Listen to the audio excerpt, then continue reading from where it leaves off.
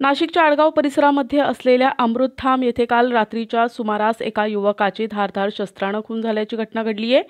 विशांत भोये असं मयताचं नाव आहे। विशेष बाब म्हणजे ही खुनाची घटना किरकोळ कारणावरून घडली असून यात महिलांचा देखील समावेश आहे। यात लहान मुलांच्या भांडणावरून हा वाद विकोपाला गेल्याचं पोलिसांनी सांगितलंय। या दोन संशयितांना ताब्यात घेतलं असून इतरांचा शोध पोलिसांकडून घेण्यात येतोय। याबाबत पोलिसांकडून 3 पोलीस पथकं तैनात करण्यात आली असून उरलेल्या संशयितांचा शोध घेण्यात येतोय। जोपर्यंत आरोपींना ताब्यात घेत नाही तोपर्यंत आम्ही मृतदेह ताब्यात घेण्यात नसल्याचं नातेवाईकांनी भूमिका घेतली होती। त्यामुळे परिसरात तणावाचं वातावरण निर्माण झालं। तर ज्या संशयितांनी हत्या केली आहे जमावानं त्यांचं घर फोडलं असून परिसरात असलेल्या गाड्यांची देखील तोडफोड केली आहे।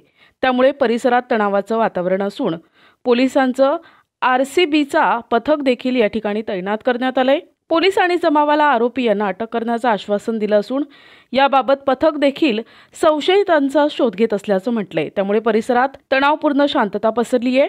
अधिक तपास आडगाव पोलीस करत आहेत। आडगाव पोलीस स्टेशन हद्दीत जे बीडी कामगार नगर आहे त्याच्यामध्ये लहान मुलांच्या भांडणाच्या कारणावरून विशांत भोये वय 24 वर्ष या युवकावर 3 ते 4 जणांनी चाकूने हल्ला केलेला आहे आणि त्याच्यामध्ये विशांत भोये वय 24 वर्ष हा मयत झालेला आहे। ही भांडणं ॲक्च्युली लहान मुलांच्या भांडणावरून मोठ्यांची भांडणं झालेली आहेत। 4 ते 5 आरोपी आम्ही निष्पन्न केलेले आहेत।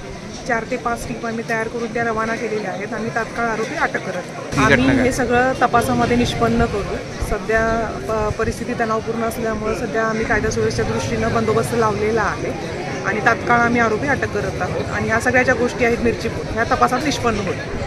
सध्या 2 आरोपी आहेत आमच्या ताब्यामध्ये। एक आरोपी जुवेनाइल आहे। बाकीचे 2 आरोपी आहेत 2 ते 3 आरोपी हे आम्ही 3 टीम तयार केलेल्या आहेत क्राईमच्या आणि आमच्या पोलीस स्टेशनच्या ते त्यांच्या शोधात आहे।